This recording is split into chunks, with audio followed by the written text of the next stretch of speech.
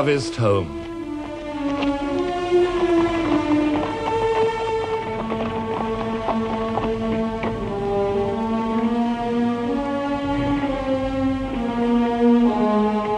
In 1914, the nations of Europe had marched to war while the corn ripened. Now it was 1918, and the harvest was being reaped. For 2 months, the whole weight of the alliance had pressed upon the German army on the Western Front. July the 18th, the Battle of the Marne. August the 8th, the Battle of Amiens.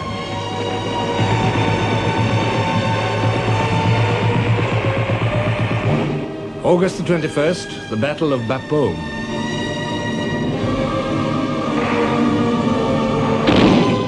August the 26th, the Battle of the Scarpe.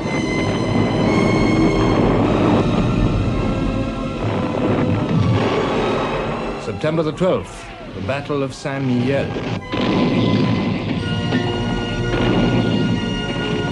Now, on September the 26th, another massive blow fell on the German army. Marshal Foch launched a series of offensives by all the Allies.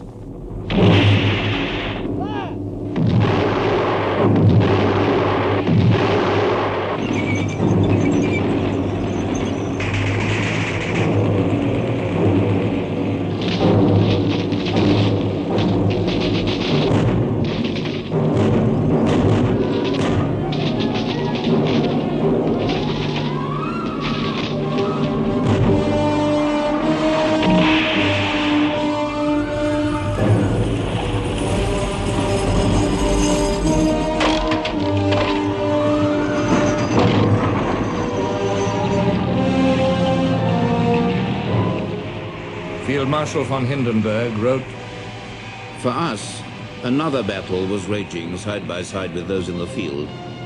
The other battlefield was in our hearts. It was on September the 28th that this inward battle raged most fiercely." On September the 28th, the German High Command knew that its Bulgarian allies were on the point of surrender. General Ludendorff concluded, "We must plainly sue for peace." I went down to the Field Marshal's room. I explained to him my views. The Field Marshal listened to me with emotion. He answered that he had intended to say the same to me. The Field Marshal and I parted with a firm handshake, like men who have buried their dearest hopes. The next day, the surrender of Bulgaria became a fact. The first rift in the front of the Central Powers. The British army burst through the Hindenburg line.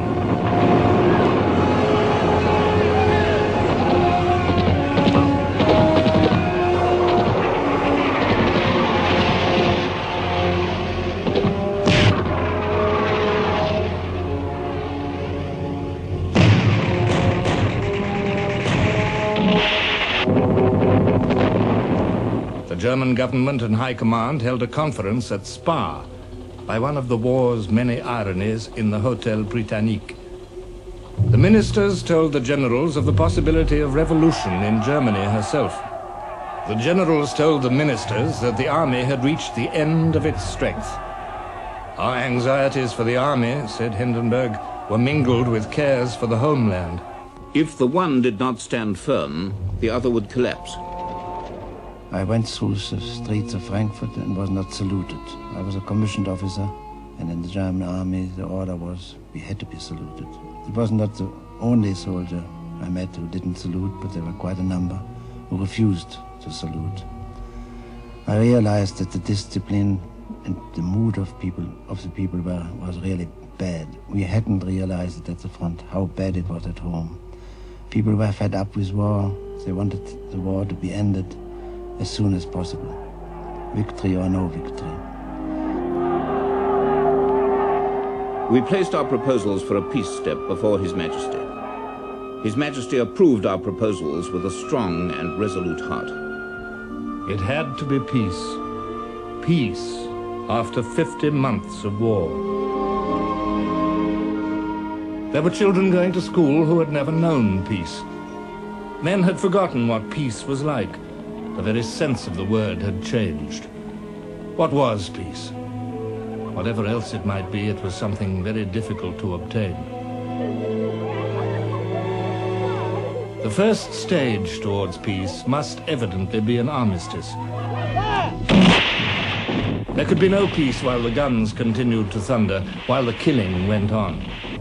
But in every country, soldiers and political leaders knew that once the guns fell silent, once the killing did cease, it was inconceivable that the weary, blood-stained armies could ever be made to rise up and fight again.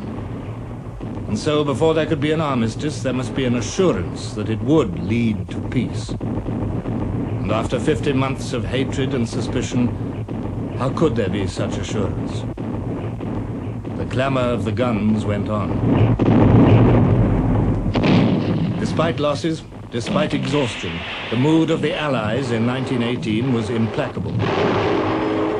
20% of the French nation had been taken into the armed forces since the war began.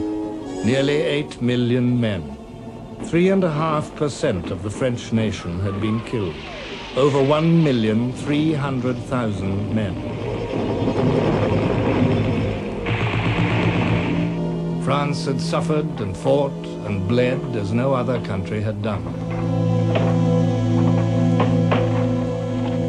Great Britain also had put forth a tremendous effort. 13% of her population had been drawn into the armed forces, over 6 million men.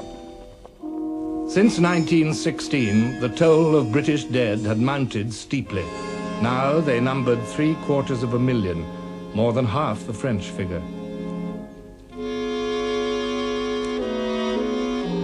Britain had also lost something that no continental nation had ever possessed, a centuries-old sense of immunity.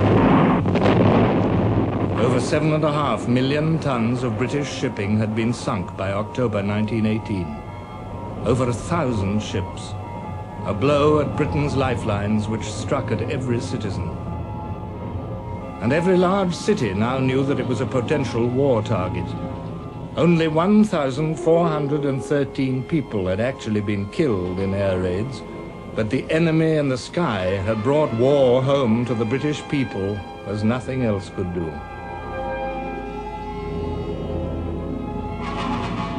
They didn't like it. The British mood was sour.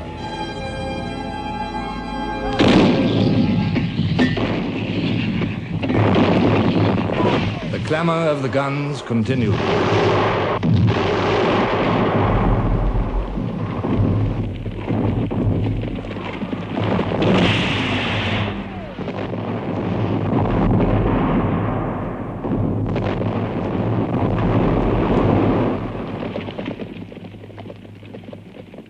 Now it was October. On the 3rd, a new government was formed in Germany under the liberal Prince Max of Baden. His first act was to address himself to the President of the United States. To avoid further bloodshed, the German government requests the President to arrange the immediate conclusion of an armistice on land, by sea, and in the air. How would America react? For Germany and Austria, this was the all-important question.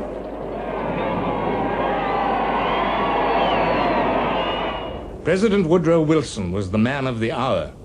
His own views were simple and did not alter. If the Germans are beaten, they will accept any terms. If they are not beaten, I do not wish to make terms with them. Wilson lost no time in putting German intentions to the test. He asked whether the German and Austrian governments were prepared to accept the peace program which he had delivered to the United States Congress in January 1918, the program known as the 14 Points. It was an unfortunate criterion. Britain, depending on sea power, looked askance at the clause which insisted on absolute freedom of navigation upon the seas in peace and in war. Proposals for altering the frontiers of Europe, which seemed straightforward enough in Washington, took on a different look when seen from Paris or Rome. Wilson had not consulted the Allies before replying to Germany.